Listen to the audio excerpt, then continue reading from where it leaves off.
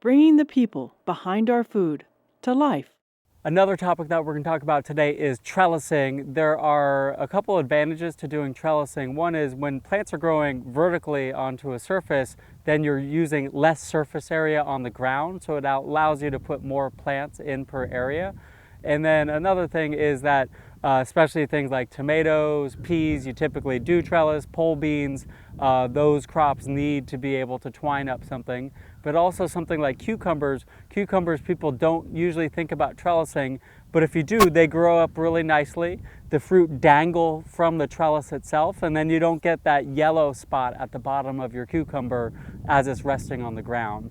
So trellising allows you to basically grow plants vertically. We have a couple different examples of tomato cages here, which are used for individual tomato plants. This one here is rusty. This is concrete reinforcing wire purchased from a hardware store. It's a larger sheet, and then I folded it up and basically used wire cutters to bend it and to snip the wire so that there's not sharp ends. And this is a nice solid cage that would support an individual tomato plant really nicely. This is a similar version that's purchased. It costs about $20, which to me seems like an awful lot for an individual tomato, but this is definitely going to last a long time. And at the end of the season, it folds up really nicely, so it would be easy to store in your storage shed. And then the typical tomato wire basket here. These guys are unfortunately a little bit on the cheap side, and they're going to last you just a couple seasons because they tend to bend, especially down here at the bottom where you are putting them into the ground. So each of these would contain individual tomato plants nicely. If you have a whole row of tomatoes, one technique that you might consider is to use T-stakes with a hog panel between them. The hog panel is a rigid wire frame that's going to provide a great trellising system for a whole row of tomatoes or a whole row of cucumber plants. Typically, people orient trellising systems going to the north and south, and that's going to cast minimal shade. The plants are all going to get equal amounts of sun.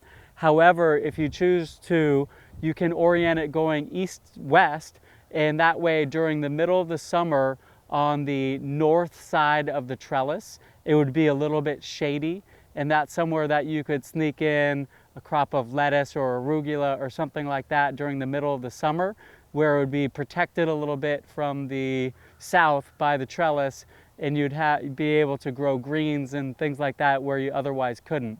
Another technique people do with that is to actually tilt the trellis going east-west a little bit backwards, and then that's going to create even more shade in back of it like that. For trellising peas and beans, a classic teepee is one way to go about it. Get some bamboo or other poles, you bind them together at the top. Down here, nice and close to the ground, we have one rung of string, and then another and another, and you could even have another in here. This is going to support peas and beans nicely. Another little system for peas over here is bamboo with lots of twine woven in every 6 inches or so, creating a nice scaffolding system for the peas to grow up into. And then lastly, individual stakes can also be used for plants. Here's a metal one. You could also use bamboo, where the plant material itself is tied to the stake as it grows. So we grow quinoa in this way, where the individual plant is bound to it to keep it from flopping later during the season. So all in all, trellising is a great way to keep your crops up off the ground, and it's definitely really easy to be able to put together nice and simple trellises with materials that you can just find or purchase for relatively cheap.